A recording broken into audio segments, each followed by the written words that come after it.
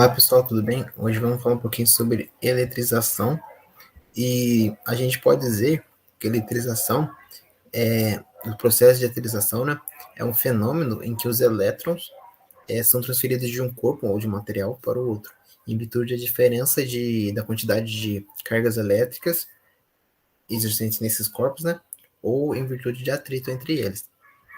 E para a gente entender melhor, a gente pode ter as seguintes características. Vou passar aqui. Aí. A gente tem definição de elétrons, prótons e nêutrons. Elétrons, todos os corpos possuem átomos, a gente sabe isso, e esses átomos são formados por essas três coisas que eu disse anteriormente, elétrons, prótons e nêutrons, e os elétrons são cargas negativas, como vocês podem ver na imagem, os prótons são cargas positivas, e os nêutrons não é nenhum nem outro, como o próprio nome já deixa expresso, né? E quando a gente tem os prótons e elétrons, eles são de mesma intensidade, porém de sinais opostos, como a gente pode ver na imagem. Quando eu estudava essa teoria de átomos, para me decorar, eu pegava o P do prótons, deixava como positivo, por isso que é o P, e o negativo é ser os elétrons, isso que eu usava para decorar. Então, mais profundo, a gente tem essa teoria aqui, aquela famosa frase, né, os opostos se atraem, e é bem isso aqui na casa de eletrização. Quando a gente tem a mesma carga, mesmo sinal, aqui dois elétrons, eles vão se repelir, cada um em sentido diferente. Mas quando são cargas opostas, né, com sinais opostos, vão se atrair. Aqui, dois prótons vão se repelir, aqui um próton e elétron vão se atrair. Nunca eu posso ganhar prótons ou perder prótons, porque ele está bem no núcleo, fixo no núcleo. Porém, eu sempre vou perder ou ganhar elétrons. Aí que se dá a eletrização. Vamos ver agora os tipos de eletrização. Nós temos três processos diferentes: eletrização por contato, eletrização por indução e eletrização por atrito, que nós vamos ver em detalhes nesse vídeo. A eletrização por contato acontece com dois corpos, um eletrizado, nesse caso o corpo B está eletrizado aqui com vários elétrons ao redor dele, e outro inicialmente neutro, o corpo A. Eles entram em contato, então um deve necessariamente encostar no outro, para que aconteça a eletrização por contato. O corpo neutro, o A, ele vai ficar com a mesma carga do corpo eletrizado. Então, a gente vê que inicialmente o corpo B ele tinha vários elétrons ao redor dele, e depois do contato ele passou alguns elétrons para o corpo A, um pouco menos. Os dois agora estão com a mesma carga. A eletrização por indução é quando a eletrização de um corpo inicialmente neutro, esse corpo neutro, acontece por aproximação de um corpo carregado. Então aqui nós estamos vendo um indutor com cargas negativas também, com elétrons. E como a gente sabe, cargas opostas elas se atraem. Então, se aqui o indutor está com cargas negativas, esse neutro aqui ele vai acontecer uma separação das cargas dele. E a carga positiva vai ficar próxima aqui do indutor e a carga negativa vai para o lado oposto. Para que aconteça a eletrização por indução, é preciso que esse corpo neutro ele esteja ligado a algum outro corpo ou à Terra, para que esses elétrons que estavam aqui, eles saiam do corpo, depois de tirar o indutor de perto dele, o corpo ele fica eletrizado com as cargas positivas aqui. Nesse caso, as cargas são opostas àquelas do indutor. Então, se o indutor é negativo, o corpo fica eletrizado com cargas positivas. Olá pessoal, vamos tratar um pouquinho mais a fundo agora sobre a eletrização por atrito. Alguns de vocês já devem ter feito o experimento de atritar, ou seja, raspar contra o cabelo, uma bexiga ou um pente, e após isso, aproximá-la de pedacinhos de papel picado. Quem já fez essa experiência pode perceber que a bexiga ou o pente atrai o papel para junto dela, ou seja, os pedacinhos de papel vão ficar todos grudados na bexiga. Por que isso ocorre? A gente vai estudar um pouquinho sobre isso. Isso nada mais é do que eletrização por atrito. Bom, a eletrização por atrito vai acontecer principalmente quando dois ou mais corpos isolantes são esfregados um contra o outro, Atritar, né, pode ser considerado nesse caso como esfregar. O processo de atritar os corpos fornece energia aos elétrons desses materiais. Como o Nael já explicou, elétrons possuem cargas negativas, né? Os elétrons dos materiais isolantes geralmente encontram-se fortemente atraídos pelos núcleos. A gente sabe que o núcleo ele é positivo e os elétrons são negativos. Como o Nael já disse, cargas opostas se atraem. Então, esses elétrons eles encontram-se fortemente atraídos pelos núcleos dos próprios átomos, certo? Por isso, eles vão precisar de uma energia extra, que é dada pelo atrito, para saltar de um corpo para outro. Durante a eletrização por atrito, um dos corpos vai perder elétrons e o outro ganhar elétrons. Ou seja, o elétron vai sair de um corpo para o outro. Desse corpo que ele saiu, esse corpo perdeu um elétron.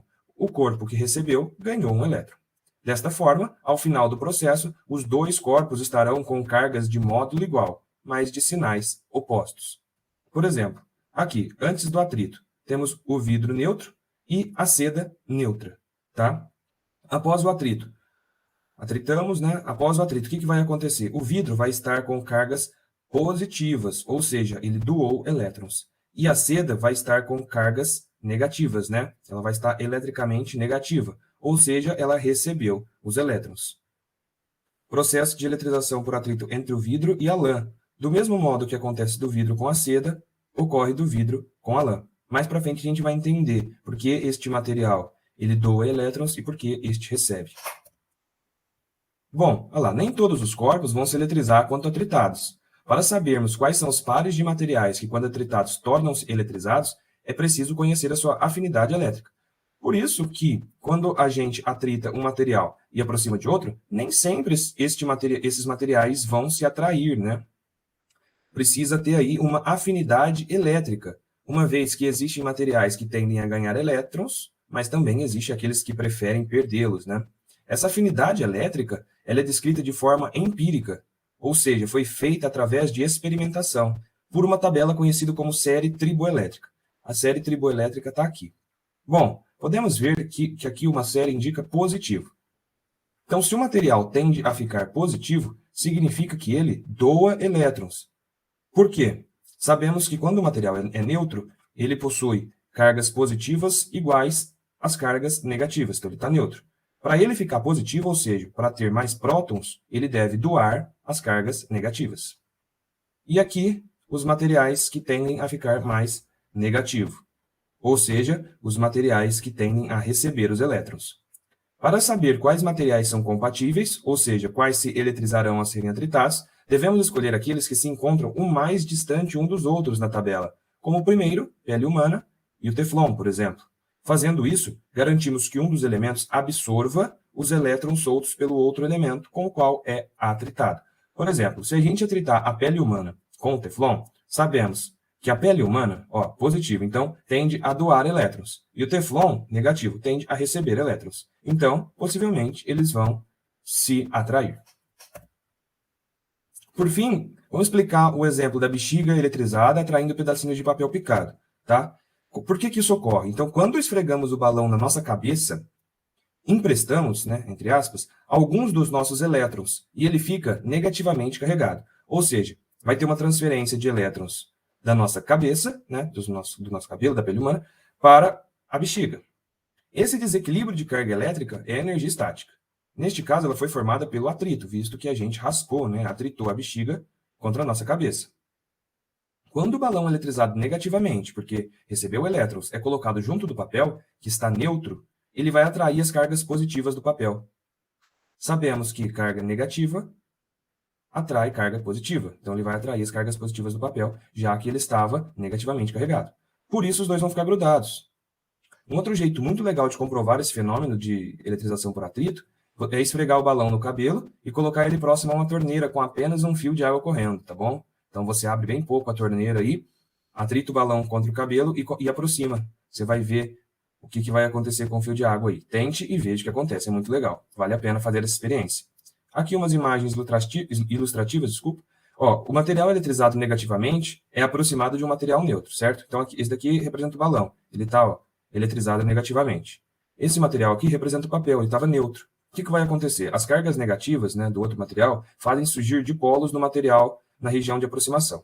A separação de cargas favorece a tração. O que importa para a gente? As cargas negativas que estavam nesse material eletrizado negativamente vão atrair as cargas positivas desse material, fazendo com que os materiais, então, sejam atraídos, tá? Fiquem agora com um videozinho muito legal sobre a eletrização por atrito na prática, tá bom? Espero que tenham gostado e até a próxima. O objetivo do meu trabalho é demonstrar a eletrização por atrito. Então eu tenho pequenos pedacinhos de papel picotados, tenho um canudo plástico e tenho uma blusa de lã. Aproximando neste exato momento o canudo dos papéis, não há atração entre eles, porque ambos estão neutros. Ambos os corpos estão neutros. Eu vou cessar essa aproximação e irei atritar o canudo. Após atritar o canudo, vejamos o que vai acontecer. Olha só, o canudo agora já está atraindo os minúsculos pedacinhos de papel, caracterizando com isso que o canudo foi eletrizado por atrito. E corpos eletrizados atraem corpos neutros. E era isso que eu queria demonstrar aqui para os demais colegas da física.